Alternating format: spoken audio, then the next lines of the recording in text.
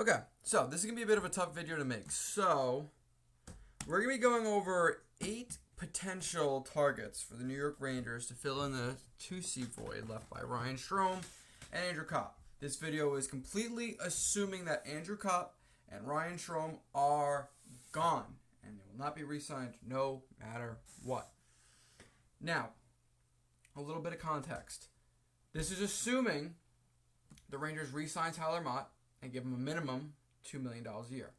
This is also assuming the Rangers sign a new backup goalie, replace Alexander Georgiev, for $1 million a year.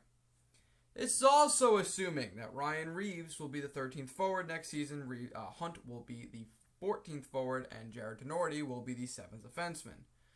If not, contract comparables for every player that's going to fill that role. Assuming Zachary Jones is going to be the 6th defenseman, the Rangers will not go out and pursue another defenseman. Assuming the Rangers will sign a 4th-line center comparable to Nick Cousins on a comparable contract. A lot of assuming. Assuming is good for nothing else except making an ass, ASS, out of you, and me, ME. Spell the word assume, and then just, you'll get it. It's an old saying. Just let me talk. Just listen. This is also assuming, Kaapo Kakko signs the exact same bridge deal that Philip Hedl did. A lot of assuming.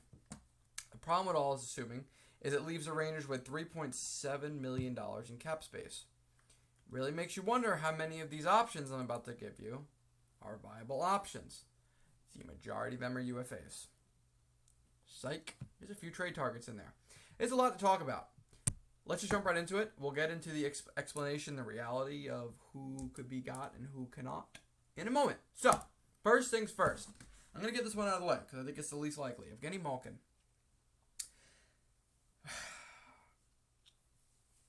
Evgeny Malkin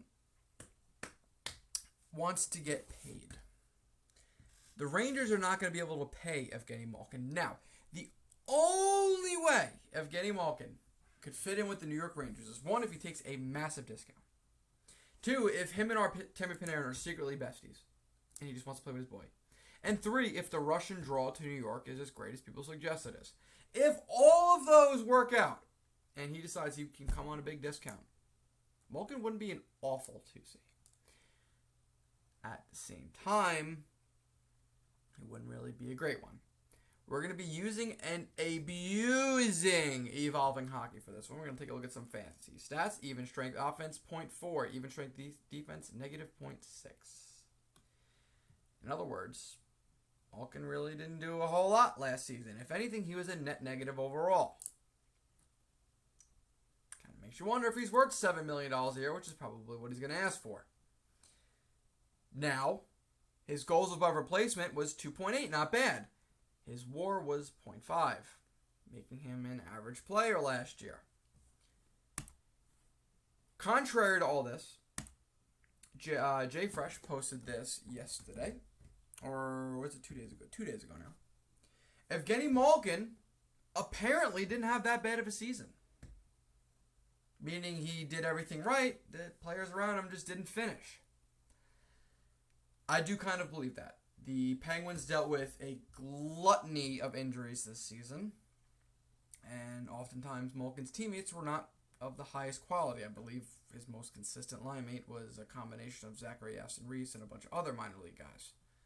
So you can kind of give the guy a pass, and he somehow had a 97% WAR percentage in 2022, according to JFresh's model, which is kind of contradictory to what we just saw in Evolving Hockey. So at this point, it's pick your poison.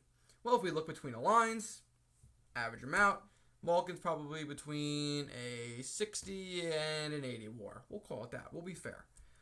I just don't see it. I think Malkin's a little bit older now. I don't think he can keep up with the league. I think the league's too fast, and you need to be fast to win in this league. And I just don't know how the money portion of this works out. I think if Malkin goes anywhere, it's going to be to a tweener team with a lot of cap space to burn. I just don't think that's the New York Rangers. I don't see it. So I'm not going to tell you it's not going to happen because I don't know the future, but I just think it's highly unlikely. That's target number 1. Target number 2 potential for the New York Rangers, and one we spoke about yesterday, Pierre-Luc Dubois, or was it 2 days ago? Either way, Pierre-Luc Dubois Again, we're looking at goals above replacement and nothing else, just because I just think it's the most useful stat. Goals above replacement. 11.9 for Pierre-Luc Dubois, which is elite. Beyond elite. 11.9 is absurdly high. Now, with that, Pierre-Luc Dubois' biggest issue right now is, one, the assets that are going to be required to acquire Pierre-Luc Dubois. The question after that is, what is he going to want to sign for? The question after that is, how long is he going to want to sign for? It seems quite noted at this point that Pierre-Luc Dubois wants to play in Montreal. So, I doubt there's much draw for him to play in New York. Probably less so of a draw to play in New York and take a discount if he really already has a destination in mind. I don't see Dubois as a super likely option, but definitely a dark horse, something you just never know. Obviously, the pot got a little stirred yesterday, or 2 days ago, when that French account, I forget the guy's name, posted that Drury was in contact with the Jets about Dubois, but as time moves along and more insiders talk, it seems like they're asking for the world of this guy, and I just don't see it happening for the Rangers. We will get to another Winnipeg Jets player later, but Dubois, here's your projected WAR after what he did last year. Not bad. Good player. Great offensive player. Awful defensively. Again, I just don't see it. Nazem Kadri. How Rangers would it be if they signed a 32-year-old center coming off the best season of his career to a long-term, low AAV deal just to buy him out and or trade him 2 years into it? It would be one of the most Rangers things ever. I don't want it to come to fruition. Now, with that being said, his goals above replacement last season was 21.8. That is beyond elite. His WAR was 3.8. Again, beyond elite. Kadri played great last year. Let somebody else overpay him. It is not our job to overpay aging centers anymore. That time in Rangers history should be long past us. We should be focused on the younger targets, or the older ones that are just a little bit more affordable, i.e. Claude Giroux. Now, the affordable part, I don't know. As of right now, it is incredibly hard to predict what Claude Giroux will want. Will he want term and money, or does he want to go somewhere and win? The odds of the former Flyers captain signing with the New York Rangers are incredibly low. However, if this man really wants to win, I think he'd fit in pretty well with the Rangers. Now, this is not just my bias on Claude Giroux speaking out. I am a huge Claude Giroux fan. As many of you know, it's noted before, even as a Rangers fan. I know it's sacrilegious to say so, but Claude Giroux is a pretty sick player. And he's been a sick player for a really long time. Here is the... What the fuck? Anyways. Giroux, I think, would be an excellent fit for the Rangers. Last year, he had a pretty good season. 7.2 goals above replacement, 1.3 WAR, making him a slightly above average player. Fits in great as a 2C. His face-off percentage was... Where's my face-offs?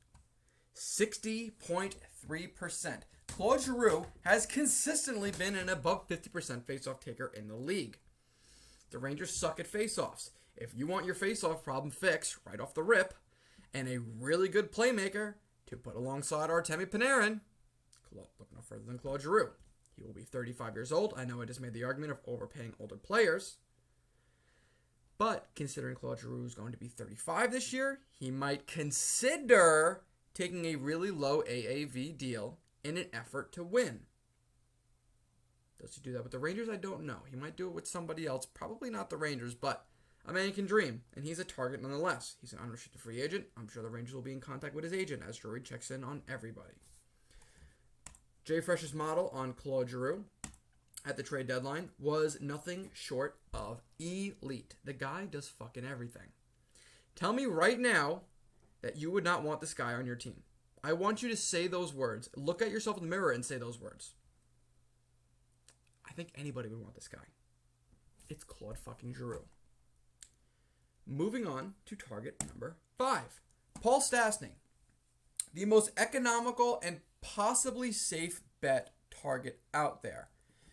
A goals above replacement of 8.5 and a WAR of 1.5 again puts Paul Stastny in the above average category. Paul Stastny is another player who's been consistently good in the faceoff dot his entire career, not having a single season below 50%. On a really bad Winnipeg Jets team last year, he had 45 points in 71 games and was a net positive in everything except for defense. And yet again, we run into that age-old problem with the Rangers going after high-scoring, low-defense players. I'm okay with this. And I'll tell you why. Because our problem in the playoffs was not forward defense. Our problem in the playoffs was our forwards not being able to fucking consistently generate goals. I think Paul Stastny could fix that. Paul Stastny, coming off a $3.8 million deal, almost a 3.5, is consistently good at everything. He's not bad at anything except for finishing. But we had Ryan Strome. I'm sure we can get past that. If anything, he'll be setting up offense. He'll be finishing. He'll just do a little bit of a mix of everything. He's consistent. He doesn't score more than he gets assists. He doesn't get assists more than he scores necessarily. I think Paul Stastny would be a great fit. And if it doesn't work at 2C, you can put him down at 3C and move up Philip Hedl. It's kind of a win-win. He is definitely the safest option. And I'd imagine he wouldn't want as much as he made last season in Winnipeg. You could really get a bargain deal here. You might even be able to sign him for 2 years. Let's say at $3 million a year. Not a bad deal. Granted, he's on the older side. His numbers are not nearly as elite as they once were and are not nearly as elite as many of the other players on this list. But he's kind of a safe bet and probably the most likely option on this list. Target number 6, Yanni Gourde. Yanni Gourde is someone the Rangers fans have wanted for a while. A goals above replacement of 6.3, a WAR of 1.1. Again, an above average player. Would fit him perfect as a 3C. The one thing that he doesn't do that the other players do a lot of is winning faceoffs. He's average in the faceoff dot. Slightly above average if you consider average at that 45% mark. He sit at 49.4 last season. He's not going to win every single faceoff. He's definitely better than what we had at 2C last year. And he's just a more consistent player all around the board. I don't think a Yanni Gourde trade happens without salary retention. Now, considering Yanni Gourde has, I think, 4 years left on his contract, you're probably not going to get salary retention without paying a hefty price. With all that being said, the Seattle Kraken are years away from competing. They might be willing to eat that salary, but again, at a pretty penny. I think Yanni Gourde is another safe option, and another good option, but possibly a very expensive one. Jay Fisher's model on Yanni Gourde came last year when he was plucked from the Seattle Kraken, plucked by the Seattle Kraken. A projected WAR of 83%, graded offense, graded defense, doesn't do anything bad, doesn't do anything good. Well, I won't say that. He does everything good. He does nothing bad. The jack of all trades, the master of none, someone would describe him as. He just kind of does everything, and I guess he's got 3 years, not 4 years of this deal. So you got 3 years of a really good second or third line center. You could throw him on the wing if you want to. He's played everything. Again, I don't see it happening unless significant salary is retained by the Seattle Kraken, which would cost you a lot. And considering there's a bunch of unrestricted free agents I have listed on this list as well, makes you wonder what is the safer and more economical option. Again, I still think it's Paul Stastny, but this is not for me to decide. I'm not Chris Drury. I wish I was. I'd be making a lot of money right now, and also spending a lot of money, which I can't do either of. Moving on. Target number 7, Mark Scheifele. Mark Scheifele's been connected to the Rangers for about 12 months now, with a goals above replacement last year of 8.3, a WAR of 1.5, again, making him an above average player. This is a tough one. This is a really tough one for me.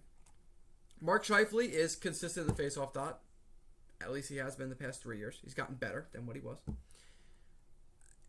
It's just a tough one. Now, Mark Scheifele's got 2 years left, making $6.125 million a year. This is a very economical choice in terms of money. Maybe not assets you got to give up, but money is not bad. Considering he's only got 2 years left, Winnipeg is probably more likely to want to retain salary. Winnipeg appears to be entering a rebuild. Seems like everybody is on the table and being offered except for Cole Sillinger. So, potentially, they could eat half of his salary. And if they do, you're looking at just above, and I mean just above in terms of pennies, above a $3 million a year center. Considering that Mark Scheifele is an elite offense driver, this really wouldn't hurt. The one thing that does hurt Mark Scheifele is his defense at a negative 7.2 on Evolving Hockey's model. That is the worst that I've ever seen on their model. That is Patrick Nemeth of forwards bad. However, his offense definitely makes up for it, as he is a net 4.9 offense over defense. Pretty damn impressive if you ask me. JFresh's model on Mark Scheifele came just a little over 13 months ago.